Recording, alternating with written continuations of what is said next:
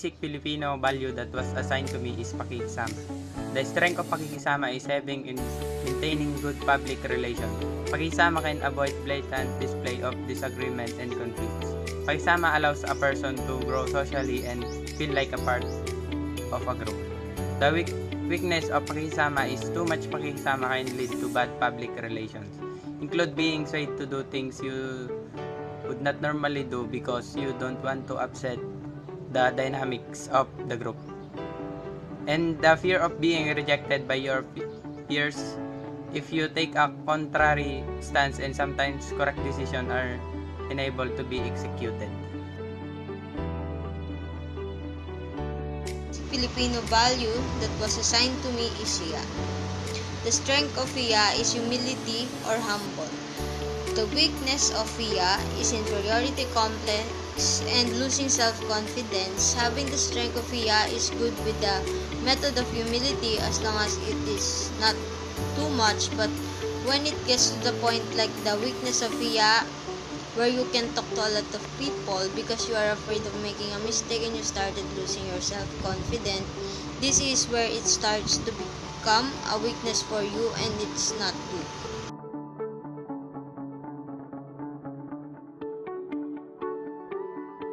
The basic Filipino value that was assigned to me is amor proprio.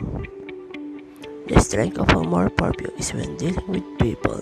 It's important to keep the concept of amor proprio, even if it's a situation in which you are in the right and the other person is completely wrong. Always try to give them a way out.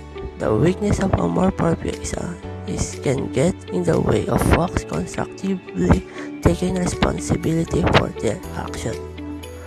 On a personal level, it can take the form of people not apologizing even if they were completely in the wrong, or even a tendency to blame others for the offense. Pride is an aspect of amor proprio. In making moral decisions, amor proprio can help you to decide which is the right course of action. But if it's used wrong, you're going to believe you are right even if it's wrong, just to prevent to hurt your pride.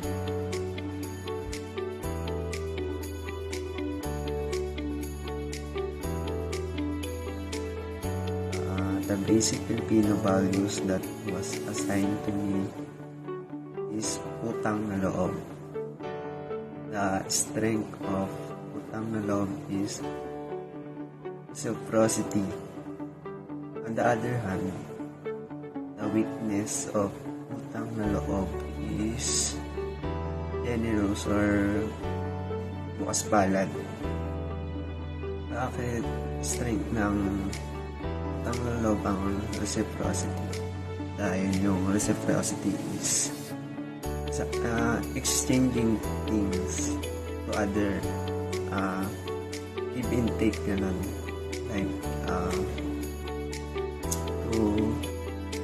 Like sa relationship, dapat give and take para mag-work out yung relationship nyo. And then, yung weakness ng utang na loob na pili ko is generous. Pagiging bukas palad. Kasi pagiging bukas palad natin sa iba, nakaka-abuse yun sa atin. Like sa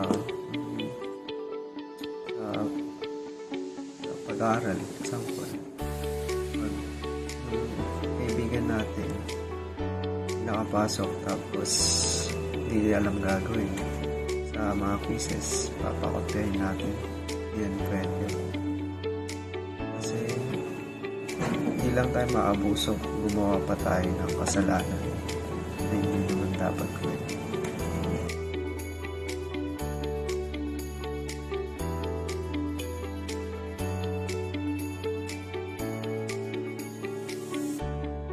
The basic Filipino value that was assigned to me is Filipino hospitality. The strength of Filipino hospitality is pakikapwa-tao. Opening yourself to others and feel one with others with dignity and respect with them as fellow humans. The Filipino hospitality is lack of discipline, relaxed attitude, but poor time management. Important, impatient and unable to delay gratification or reward, love to take shortcuts or also system, carelessness. We will now explain how these strength and weaknesses can help or destroy your ability to do moral decisions. Ang pag-ulad ng moral ay malakas na naiimpluwensyahan ng mga interpersonal na kadahilanan tulad ng pamilya, mga bantay o kultura. Ang mga interpersonal na kadahilanan ay nakakapekto rin sa patunay ng moral tulad ng mga pagbabago sa pag-iisip, emosyon at maging sa neutral development.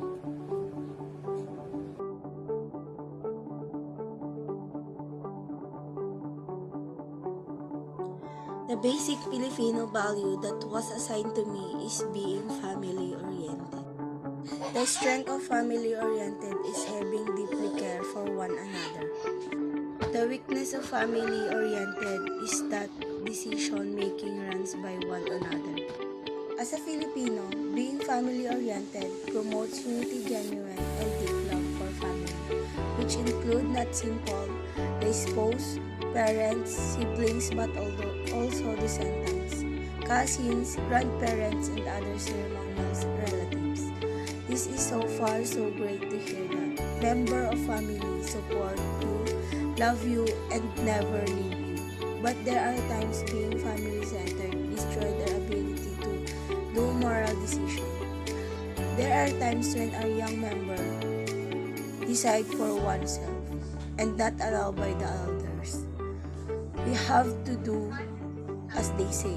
For example, if they chose a course but her parent will not consent to do this choice, the child can do nothing but